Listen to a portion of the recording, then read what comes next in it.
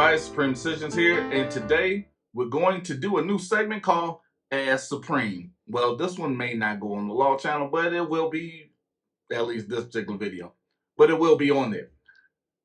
Now, Ask Supreme is basically where you can text, email me a question, cash app me a question, and I'll pick it out, kind of give you a little thought behind it, and give you an answer. Because a lot of times what happens is people have the same questions they want to ask me. Now, today's question comes from Georgia, and it's Shonda. Shonda asks, can a relationship continue when one spouse is unfaithful? All right, that's a question you got to unpack a little bit, because I want you to sit down and think about something, because it's the great misnomer. Because most people nowadays don't realize men and women think, act, and perform differently.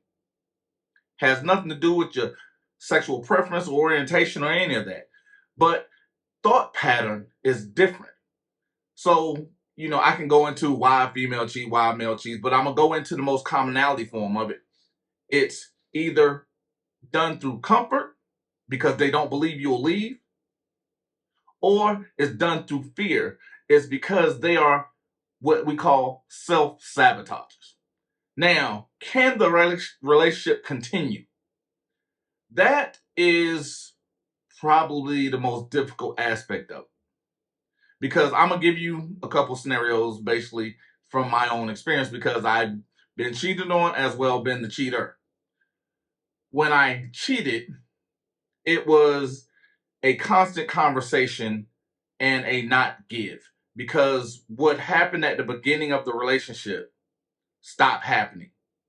I voiced my concerns on it. They were ignored, so I invited something else into my relationship. Now, the flip side of that, I became a person that was kind of, I guess, absent for the most part, because I was working 60 to 80 hours a week. I was looking to provide versus actually nurture or even spend time. And then whenever I did have time, a lot of times I was tired. So there was a lot of neglect on that behalf, right? But here's the greatest part of understanding how these situations go into, because most people don't realize when you're starting a date, a lot of times the men will give you an honest answer. But understand two things. Doesn't matter, again, the sexual orientation, sexual preference. Men's pattern and behavior goes on the aspects of sex and silence. We'll say what you want to hear in order to have sex with you. We will continue to say what you want to hear to continue to have sex with you.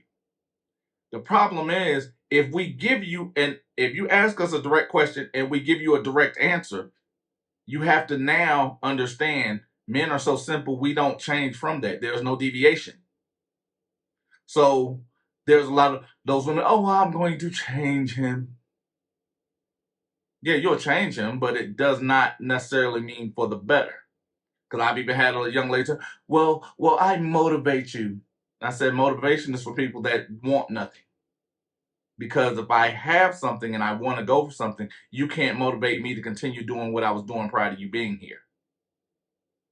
So but again, let me get back on. Matter of fact, I think it'll be better off with a story. I was walking one day with a young lady that we were dating, and I saw a future with her, and we ran into this couple. I think they had been married right at 50 years. They had been married like right out of high school or some shit, but it was for a long time. I asked both of them, how did they make it work? Wife answered, she goes, don't sweat the small stuff. But then you realize everything is small stuff. Because if it's not big enough for you to leave, you don't bring it up again, and you keep moving forward. And I thought that was profound as hell, because a lot of times what we'll do is we'll have that baggage and we'll continue to carry it from relationship to relationship, from situation to situation, instead of actually just dropping that baggage off and creating new memories, creating new situations, creating opportunities. We often bring in borders and walls and all of that thing. So we got to figure out how to let those go. But if it's not big enough for you to leave, then it's not big enough for you to bring it up again. Now I turned to the husband and he said, I want you to do something. He said, go home. He said, look at where you spend your money. He said, then sit down and think about where you spend your time. Both profound, right? Because when I found out, I went home, the majority of my money went to my work. Where did I spend most of my time? At work. So he actually informed me, that's what you love. You love your work. You love that because that's where you're promoting your energy at. Now, I then was cognizant of redirecting time and energy and money, because a man will spend money on the things he wants. He will also enjoy energy and time with that he needs. I'll get into that later, but that's one of the things I want to bring. So when you're talking about allowing someone to continue in a relationship or going into a space of basically a space of love after the cheating, you have to sit down and think, did they tell me something in the beginning that's not here? Have they been moving in that direction that they spoke when we first started? And then you have to necessarily, have I been cognizant of this person's needs? And lastly, do I still want to be here? Because everything you do is an exchange of energy, it's an exchange of time, and there are things that you cannot get back. Because the energy you give off generally is not the energy that's returned. So if it's something that you want to continue growing with and expounding upon, is it big enough for you to leave?